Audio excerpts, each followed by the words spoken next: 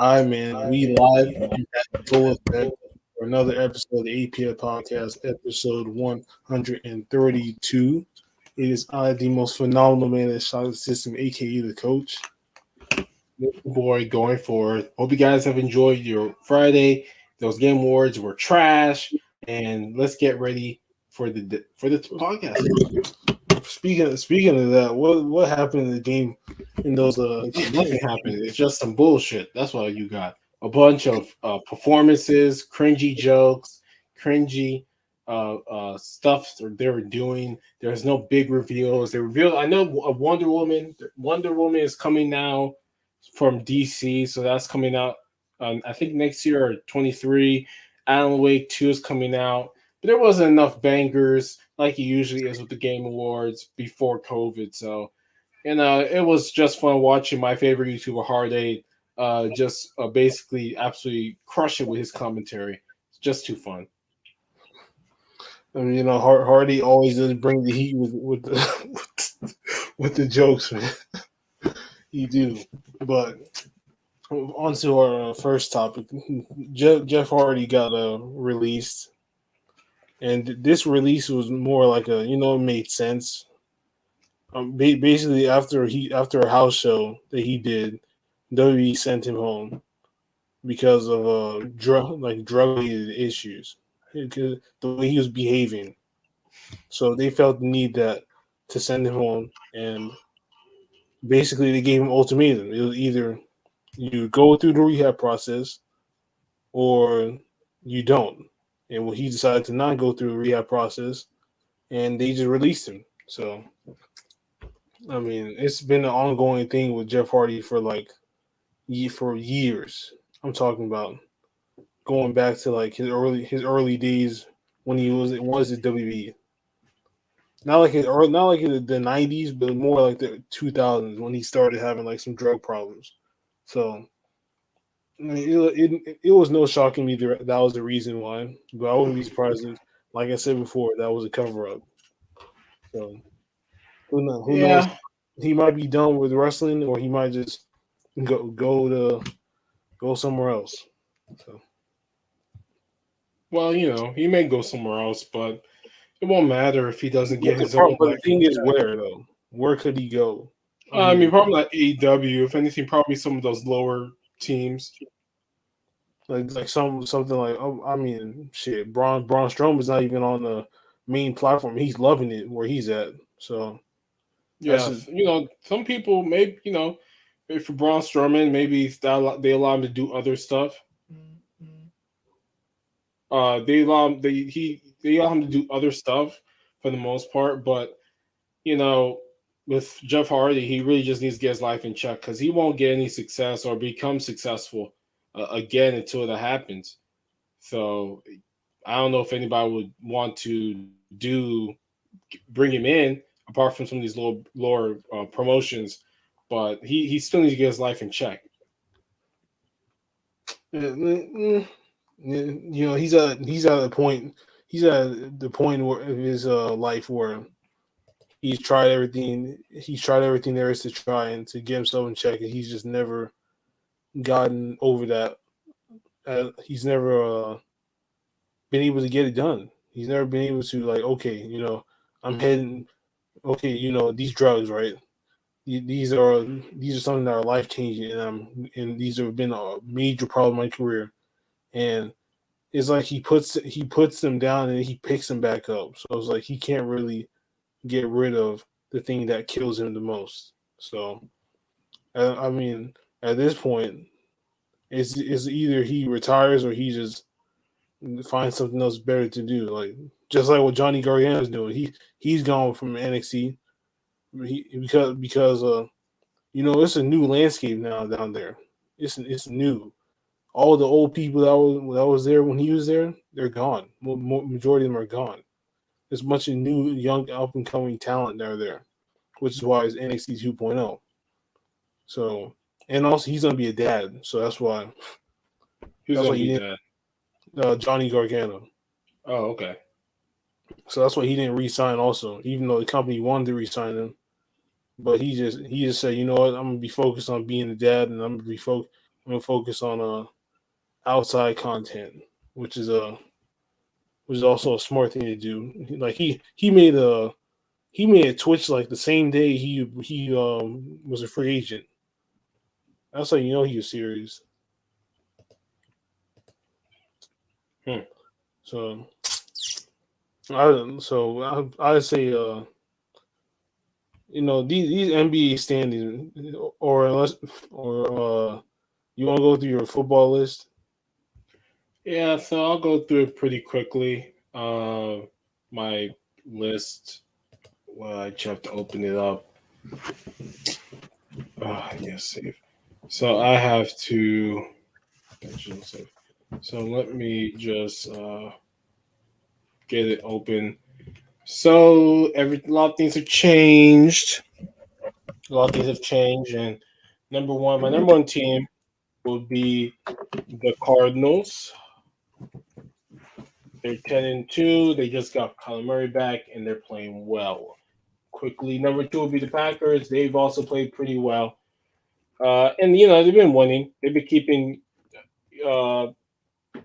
What will I say? They've been keeping with the Cardinals, and they are clearly the second best team in the NFC, and probably the second best team in the entire NFL. My third team is the Patriots. The Patriots have not been in my top 10 all week.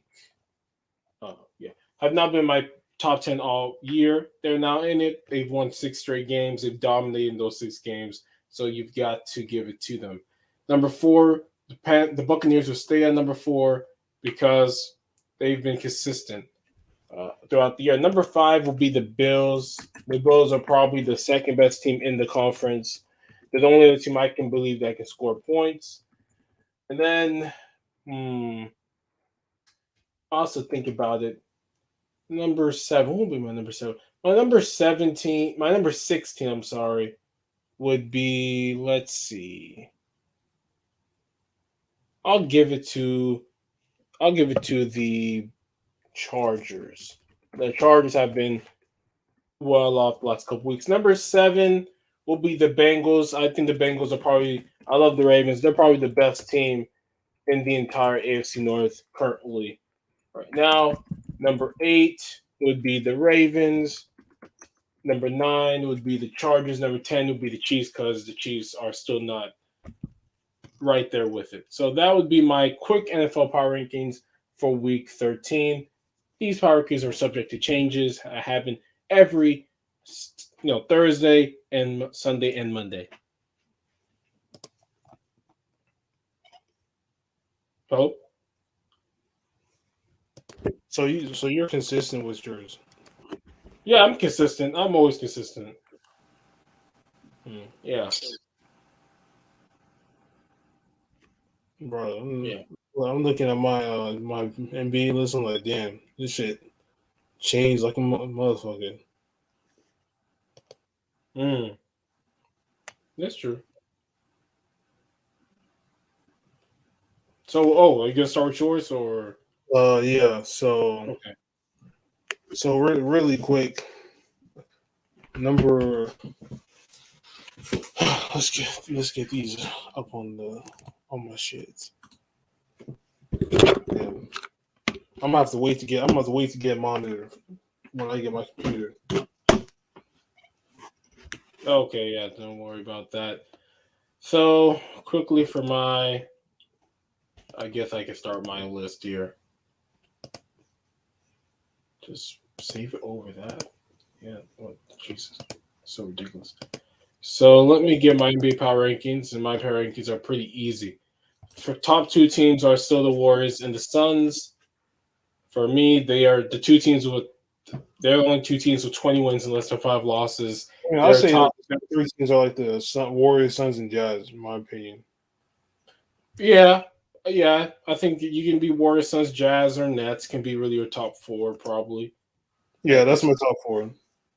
Yeah, I that would be something I would agree with. Though I still think the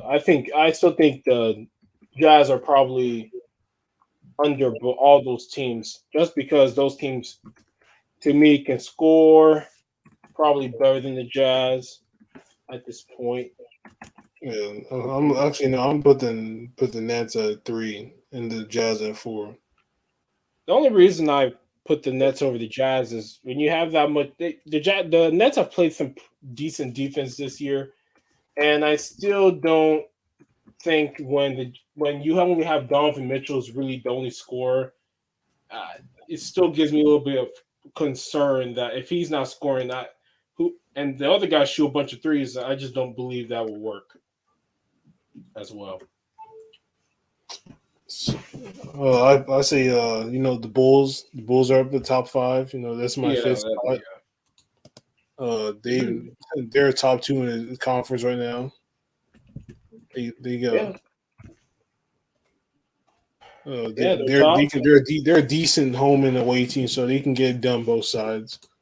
And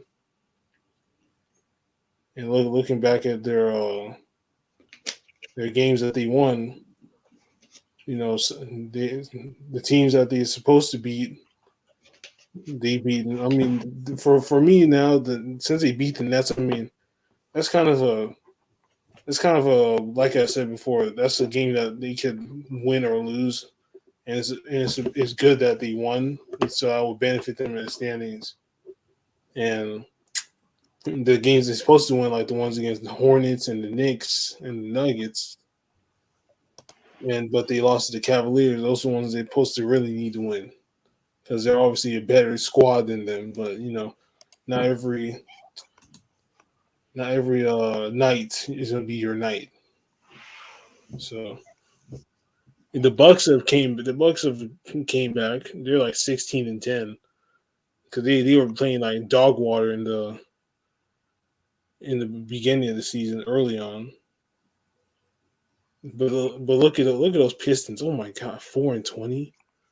Well, they just suck. So there's nothing they can do. Like the Magic are horrible, the Pistons are horrible. Those teams are expected to be horrible. Well, it looks like the Rockets aren't going to be 9-73. No, because they literally are the what would I call an anomaly? They're literally the perfect anomaly. They lost 15 games in a row and have won 7 in a row now. Okay, they've won 7 games in a row. They're playing the Bucks tonight. Okay, I mean they did beat the Thunder twice and the Magic and the Pelicans. Yeah, but they did also beat the Bulls and they also beat the Nets in that time span as well, which is interesting. They've beaten all those teams. So that's an easy 4-game win streak right there. I thought the Nets would have ended that, but no, the Nets got manhandled. There was no KD, so Harden got manhandled, and the Chicago Bulls got manhandled. So it's interesting. Like I expected the Thunder to be there. I didn't really expect the Pelicans to be there, but clearly they're not a very good team either. Not really that great. The Timberwolves are there are well. The Lakers are an average ass team. What a surprise, average team. The Grizzlies are 15. You can say the same for the Mavericks. Look at them. They like 12. They the same. Yeah, they're also average. Their issues, they play no defense and they still are too Luka centric, which is why Rick Carlisle left because he left because it was too Luka centric and Luka keeps coming. Huh? He left. Yeah, remember Rick Carlisle? Yeah, I mean, I didn't know he left the team. Yeah, we all know that man left. He didn't get fired. He retired. He decided to step down, which means he basically left. And some of the reports were that him and Luka didn't see eye to eye, and that he was tired of Luka coming in overweight. Luka came in overweight this year again, and so I think that got really under his skin. And not everybody is built to deal with superstars. Like Rick Carlisle had Dirk Nowitzki, but Dirk Nowitzki was kind of like a Steph Curry. Dirk Nowitzki understood the game. That's a difference though. Luka. But Dirk wasn't such a. He was such an offensive reliability. Yeah, well, the thing is, Dirk Nowitzki was also not too much of your typical diva superstar. He was really easy to coach compared to Luka, who I don't think is probably not easy to coach because he's so good. He does everything himself. He doesn't really allow other team people to be part of the offense. for me. But they'll be fine. The Clippers, I think, are playing well. I think the Clippers are right where we thought they would be with no Kawhi, top 5 in the conference. The Grizzlies are a little bit surprising, just because there's no Ja Morant and they've been, Dillon Brooks has been out of the Because lineup for most of the year. last time the Grizzlies were they were low. They were low in the standings. Now they're like top 5. So Yeah, a lot of teams have lost. The Nuggets have had some hard times. Lakers, Mavericks, Clippers. So, and I guess the Grizzlies have went on a winning streak to get up there. look at these if you just look at both the standings, you can see like almost every team has had 10 losses or double-digit losses already. Yeah, only So 4 teams, only 5 teams. Sorry, don't have so those. if you look back at previous seasons, it would take teams way longer. Well, I don't know way longer, but it wouldn't look like this after like 30 games. I You see don't a bunch. think it's going to be crazy, but we may have 2 teams not have 10 losses by 40 games. If you look at the net rating of the Suns and the Warriors, I mean it's over like 12 or something. Like they're blowing teams out, and it's not even close. And they've beaten teams on their schedule they're difficult. So now they're going through their kind of easier schedule. The Warriors are going on the road, but the Warriors aren't going to have very tough games. They have the 76ers, but there's no Ben Simmons. They have this team, but not there. They're going to have teams on their schedule that are easy. Some of these teams have, And they're going and to if I have the look at Pacers, the Kings, so it's going to be interesting. I mean, the Warriors are going to have a hard week. They got the Knicks, the Celtics, the Raptors. Man, that Raptors game is going to be hard because all they're going to do is box and one Curry. It's going to be boring to watch, but that's what they like to do. and looking at the Suns, I mean, you got the Blazers, you got the Wizards, Hornets, Lakers, and then you got those are 5 easy games plus the Celtics that they're playing tonight, and then the only challenge is like the Clippers and Warriors through that whole stretch. So they should come out. They should come out on top with I'll say less than 2 losses, no more than 2 losses through that stretch. Because they're just playing out their mind, and I wouldn't even be surprised if they went back to the finals and actually got it done this time. Because Yeah, I won't be surprised. They've clearly improved over last year. Now they better get it done this year because the way they're treating DeAndre Jordan or the owner, DeAndre you know, Ayton, yeah, they even want to give him the contract. that I was like, what the hell? You why he didn't get an extension?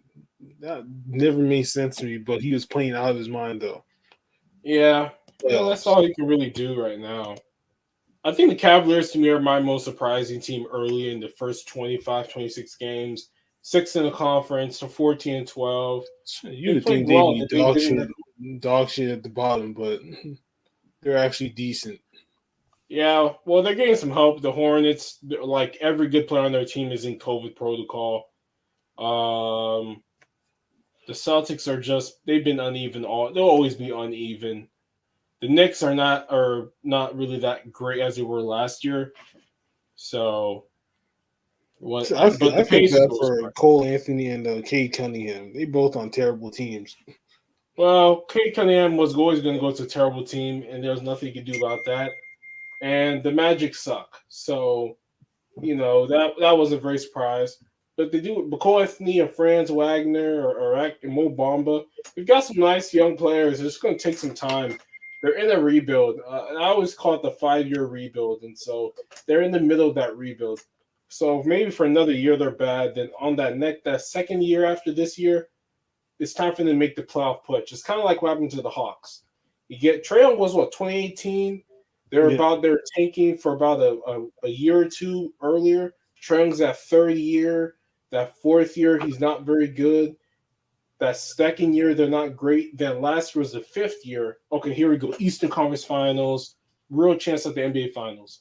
Now they're a legit team. So it takes time. I call it the 5-year plan in sports because usually it takes about 5 years for a complete rebuild, which is you're bad for about 1 to 2. During those 1-2 years, you get the good player, He about year 3 with him is about the 5th year. It's time to do something. So let's give them a little bit of time. The Pistons have basically had nobody.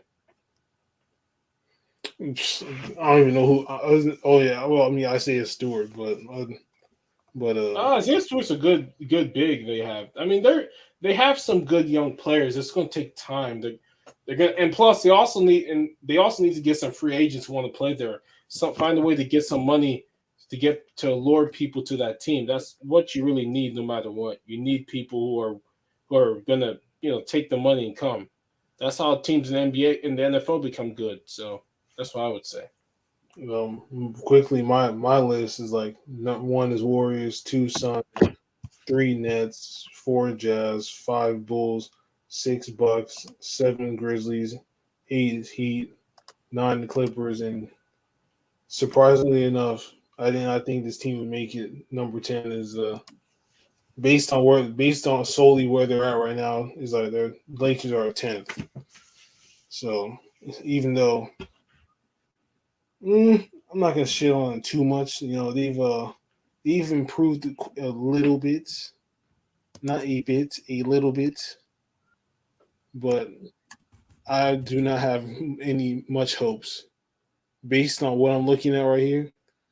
They are going to a lot of teams are going to have to go on serious winning streaks to even stay where they're at.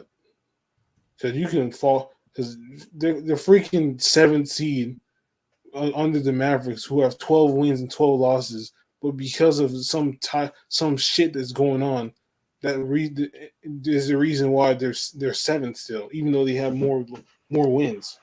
But because they have more losses, that's why they're 7th. That's that weird. That's the Behind who? the Oh, the you're talking about the Lakers? yeah, the Lakers. They're Yeah. 7th seed, and because the Mavericks have 12 losses, is why that they're 7th still. Yeah, but they So basically are tied.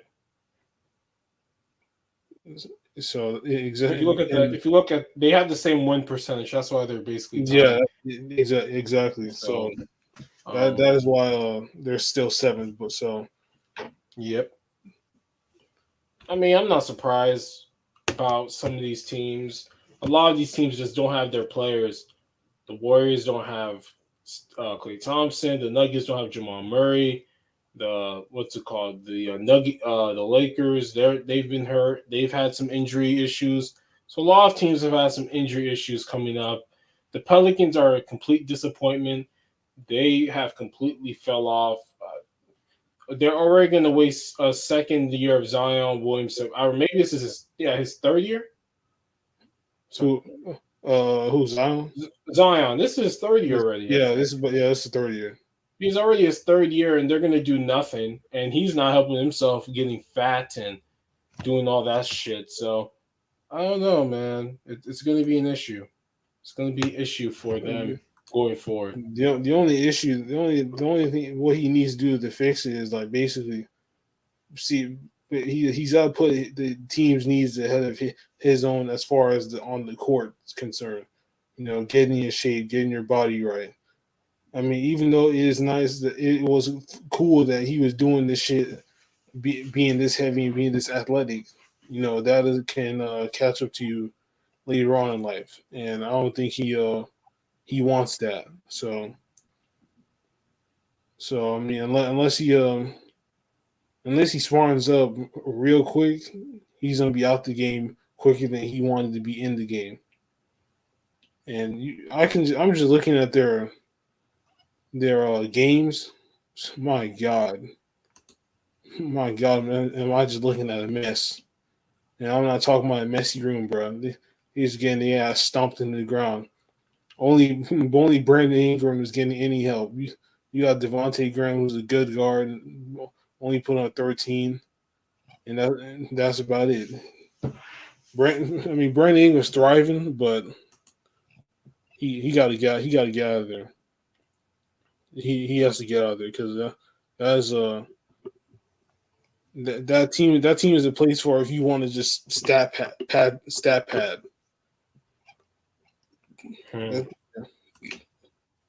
I did see so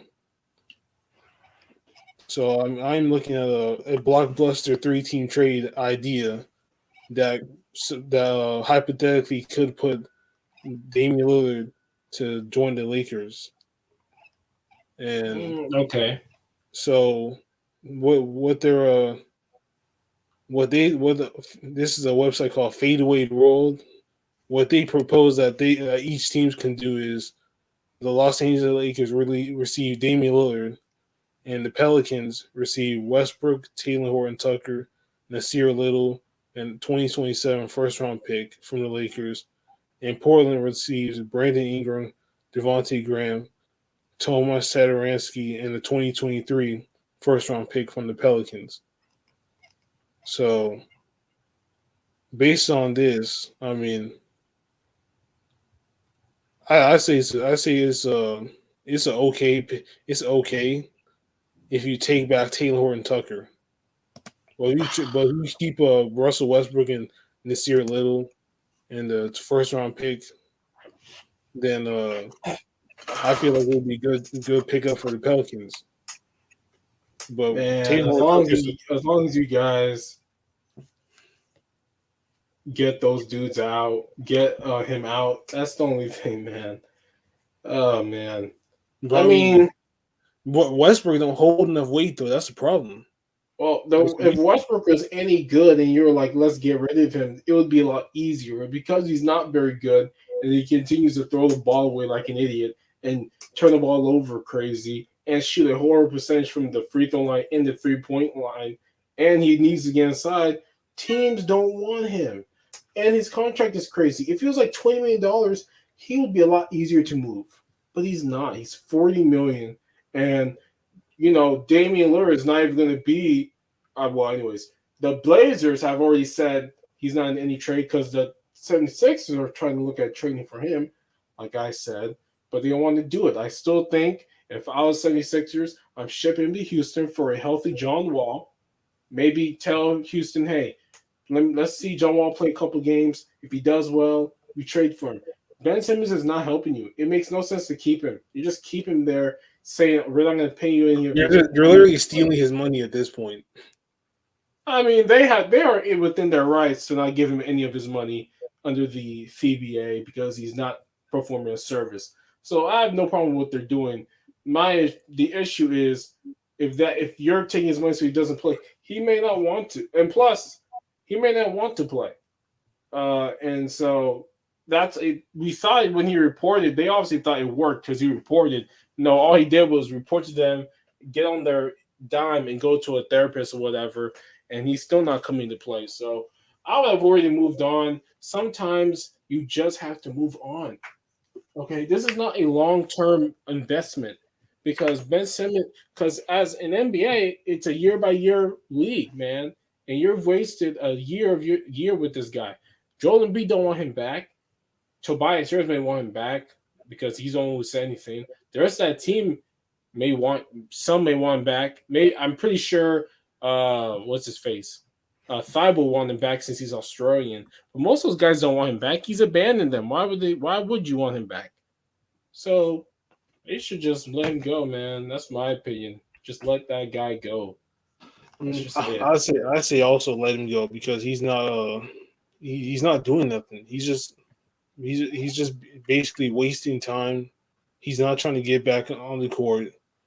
So the best thing that needs to happen is trade him. Let him go. Because the sooner you trade him is the sooner that you will hopefully reap the rewards of what you traded for. Because I mean, it's like you said, he has went to the therapist trying to finesse the game, acting like what you call it, acting like that he actually gives a damn, trying to get back in the court. No, he doesn't. He only did that just to appease you and then move on. What happened? It didn't please you, so he decided to just say, you know what, fuck it, I'm not coming back. And I don't even know when is his contract come Whose contract? Ben Simmons. When is his contract? Ben Simmons' contract kicked in like what last year? Yeah. Damn. It's like a 5-year, 190 something. Hold on. He's getting paid like $40 million per year. They got 4 more years for that. Bro, he's gonna be he's gonna be. He's getting none of that money. He's getting none of that money back. None of that. None of that money. Oh, well, Lillard's actually asking for a trade. Damian Lillard, are we Yeah, sure? I mean, this is when I went to check his contract. I'm looking at his future with Portland Trailblazers has come to question in recent days, and oh no, he shut down speculation that he asked for a Yeah. trade. He Okay, shut it down, and the Trailblazers have shut down. Damian Lillard has seemingly made it uh, public that he is going to choose being beloved over winning. I don't know what else. I don't know. I mean, Like his contract is from up in Woj, 2025. yeah, for Woj, Woj ESPN. Portland has made clear to 76ers that Damian Lillard is not available in the trade. Philadelphia is in ongoing talks to try to land a top 25 player for Ben Simmons. We'll see.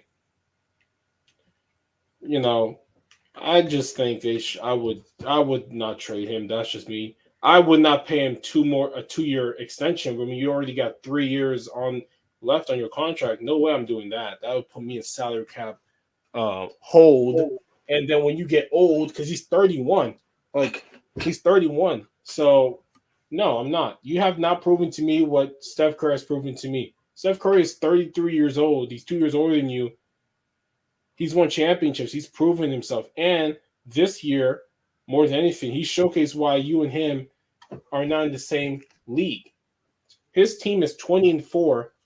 A year after his team was like they're 40 something, whatever. You've kept the same dude healthy, CJ McCollum. If Klay Thompson had the health of CJ McCollum, Steph Curry would have probably another championship or at least a couple more conference finals appearances. You have had the health thing, you have had everything, and you're unable to make your team better. You've been hurt again.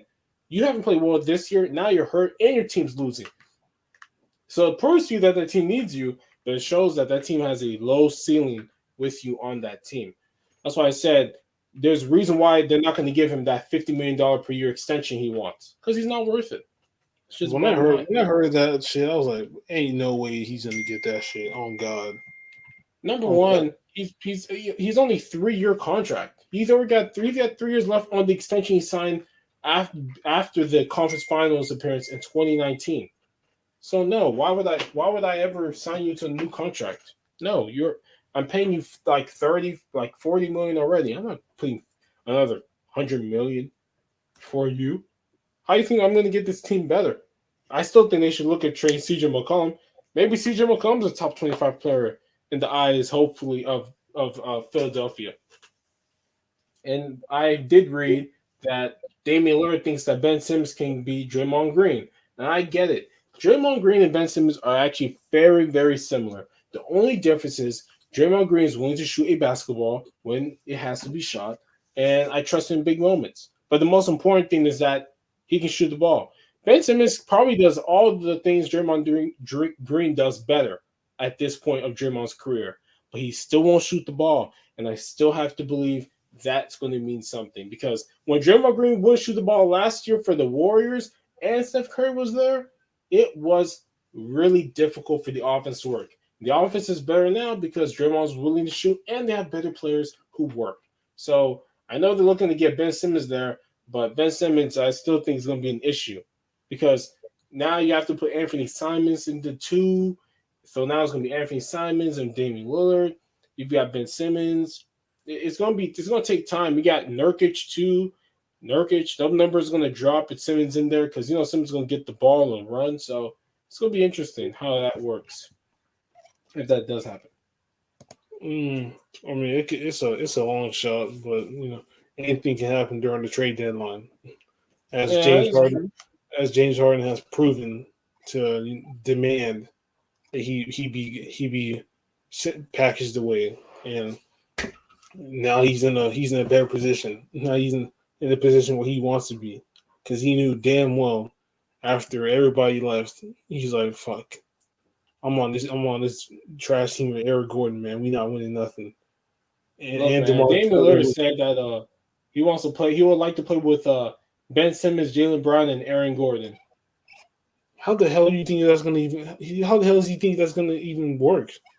How are you gonna get them all together on the same team, or even grab any of them on and Aaron Gordon get them is to come to not Portland? How's even that? that good, man. How would Aaron that even Gordon happen? is not that good.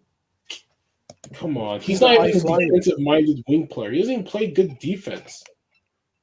He's just a high flyer, bro. He's just a high flyer. I mean, no, he's not. And Jaylen Brown. I mean, he's comfortable in Boston. I don't think he don't leave Boston. And who was the last person? Which one? Oh, it was Aaron Gordon, Ben Simmons, Oh, and Ben Simmons. let me see, Oh, Jaylen Brown. Jaylen Brown. Jaylen Brown's the one I would like. I think Jaylen Brown is the best one out of the three in terms of the defense to offense ratio. I understand Ben Simmons. The only reason Ben Simmons keeps coming up because he's basically a lighter colored version, a lighter colored, taller version of Draymond Green. That's all. I remember people saying, "Oh, he's like Magic Johnson. He's like LeBron." Hell no. He's Draymond Green. That's what he is. That's what he is. He's smoking on that pat. He's smoking on that. He's Yeah, smoking on that copium. Shit. I'm telling you, man. We all know what these guys were saying when he came out. He LeBron James 2.0. Yeah, he could be if he ever learned how to shoot at 35%. And you may not have to score 25 like LeBron because maybe on a good team, but I could see it. But no, he's Draymond. He's Draymond Green. That's what he is. And remember, Draymond Green at the tip top of Draymond Green's abilities as a score was 16 per game, or like something near. It was like 14. Like 14, 15, which is what Ben Simmons got. He was 14, 15 per game. He was the best defensive player in the league. He averaged probably 5 to 7 assists, 5 to 7 rebounds. He was Ben Simmons. No question. He was Ben Simmons. That's what Ben Simmons is. Nobody ever says it. Or now they've been saying it recently. But if you really think about it, that's his ceiling is Draymond Green, which is a top-tier Hall of Famer. The only difference is you won't win nearly the championships. You may never win the Defensive Player of the Year because Rudy Gobert has that thing on lock every year. I think Rudy Gobert is the best interior defender in the last probably decade plus. It's just that, yeah. But for me and myself personally, I just believe you need to be able to do both somewhat, which is what Draymond Green gives me. Which I have said, Draymond Green is the best defensive player in the league. Him or Ben Simmons, that's really the guys, because the game is much more about perimeter play, anyways. So those guys are more important than Rudy Gobert. Rudy Gobert wins because he has like 3 blocks per game, and the advanced numbers really show how important he is, which I get. Everybody was saying Draymond Green's like a front runner for a defensive player of the year. Yeah, he is. I haven't seen that a lot across social media, and I would not put it past him to get another one of those because that's what he lives for. He's not the best offensive player, but he will put his intensity on defense. Yeah, he's the best. He is probably the front runner strictly because his team is 20-4, and nobody thought they'd be 20-4. Shit, hell no. Ain't nobody didn't think that the fucking 14-15 Warriors would be revived again like this shit. Yeah, I didn't think they'll be 24. I thought they'd be far better this year, but clearly, it's interesting how good they are this year. They're second in offense efficiency, the top 5 in defense efficiency. Those are championship teams, so it's cool. So, there's this special game that's about to come up soon, and it's the Balls Life West Coast versus the Trouble Team, and My whole little thoughts on this is I think I know that West Coast squad is gonna take over that game because I just finished watching like the practice and if you don't know now you know K Showtime. Look him up on YouTube. He's a hooper, man. I likes him, but the one thing he lacks is respect for the game in terms of the people he plays against. Because he feels and he shows that he's this good that he does not respect you no matter who you are, no matter what you've done.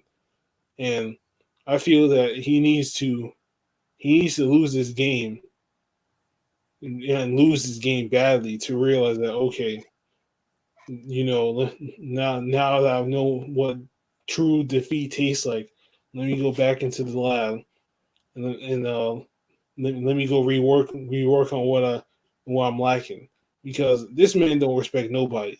Like he will grab your head, he will talk crazy to you, he will do whatever to you.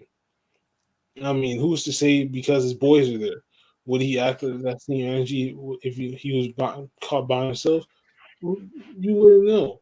But me personally, I think the West Coast squad is going to win. They are not only are they vets, not only are they older guys, but the way I seen them practice in this video that I watched, they actually are taking it way more serious versus the trouble team. They was just out there like it was a fucking layup line, bro. Like they was about to get Wait, hyped. has the game happened yet? No, it hasn't happened. It's like Well, 8 they're gonna p.m. get their doors blown off. So that's what that shows me. Or maybe they think they can beat them easily. That, Go that's, for a that's what punch. I'm saying. They think they can beat them easily. If you watch the practice video, you'll see what I'm talking about. They just think that they just walk all over them 3-0 the ass and just walk and just go home. No, it's not just I any don't of know the why game. people think that. You know, these are the best of the best. That ball is life. That's who's doing it, right? Yeah, balls like Yeah, they got these a are the West Coast squad, the East Coast squad, and a Midwest squad. so they're getting like at least 12 to 15, or I would say, I'm sorry, 24 to 30 of the best players that they believe basically in the country that are not professional or G League players. And they think they're going to 3-0 some team that easily. I mean, that they don't practice. Look, if they want to get embarrassed and get 3-0 themselves and go back after the games and be like, what happened? They can do this. Preparation is key. You should always treat your opponent with respect no matter who they are, because you never know what's going to happen and you get embarrassed. That's how teams in professional sports get beat down by sorry teams, because you don't respect them and that team comes out there and destroys them. So I'm going to be very interested in what happens in this game, because this will give people a 100% snapshot of what happens when you're going out there not caring or trying because you think that you're a superior team, and maybe they are. I don't know how many, if they are or not, but you should respect. And plus, if you were to just now, if they destroy them and they don't try, then they're proven right. But more times than not, preparation leads to Oh, success, as we I know. mean, shit. We wish that they would destroy them and not trying, but no, they're gonna have to try and win. There's no question if ands or buts about it. If they get out lacking early, they will go down like the East Coast squad. Because the East Coast squad, the balls of East Coast squad lost miserably against the West Coast squad because they was not playing together. They was playing ISO ball all day. You're not going to win a game like that against a squad like the West Coast squad full of grown men playing ISO ball. It's not going to happen, especially with Frank Nitty. Frank Nitty is on the team, a three-time Drew League MVP. Y'all not winning. The dude's got a veteran's mindset, bro. I mean, him on that team alone is just a force to be reckoned with because he's been through it all. He knows what it takes. He knows how to get it done. And you got Kenny Dobbs. I mean, bro. I mean, if you watch that East Coast versus West Coast game, they got the ass spanked. 3-0. The East Coast didn't even win one game because they thought it was sweet. The same thing with Ken Wilder's team. They thought it was sweet to play against K-Show's on, and they picked up a bunch of bums, and they got their ass destroyed. So and it all comes down to thinking shit's sweet. If you think stuff is sweet, you're going to lose. Simple as that. If you don't respect your opponent, you're going to lose. That gives them every reason to just wants to destroy you even more because you don't respect their game. You don't respect where they come from. You don't respect their status in basketball. You just don't respect them at all. So, yep, they don't. I feel that they're going to get a 3-0. Well, they need to get 3-0 strictly because that's what happens. People don't respect other ballers. Number one, how many times have they done this game? This is like the second time the West Coast squad has done something like this. And who won the first game? The West Coast squad. They destroyed the East Coast squad 3-0. And are they the ones that are taking this not seriously? Yes. Well, then that's why. And that's why these guys need to come here and give them the business. Because if they can do that, then they will, if they can do that against their own boys in the East, imagine what they would do against people from Canada. Yeah. I mean, I just can't wait for that game though. I'm gonna be watching. So no Anthony Davis tonight due to knee soreness. So we'll see what that does about. So, well, what's fucking new? I get it though, but I mean, for them to think they can just beat that team without him makes no sense. He couldn't beat them when he was there. So it's true. So I guess that is it. Yeah, I guess so. Nothing else really here much at all. But it's okay. All righty. So with that being said, this has been another episode of the APF podcast, episode 132. It is the most phenomenal man that has shocked the system, aka the coach, signing out. And that's your boy going for. I hope you guys enjoyed the podcast. If you did, please leave a like and comment and subscribe. Look at all the links in the description below. If you click that button, that arrow down, continue to enjoy your weekends when it gets there. I'm gonna enjoy my Saturday. Enjoy the rest of this Friday. Gotta go read some manga. Gotta go watch some anime. Maybe play a little Destiny. So it's gonna be fun. And we out of here, bro. Make sure you like, share, comment, subscribe. If you know, look at the link in the description. And if you knew, you know what to do. And we out of here. Later.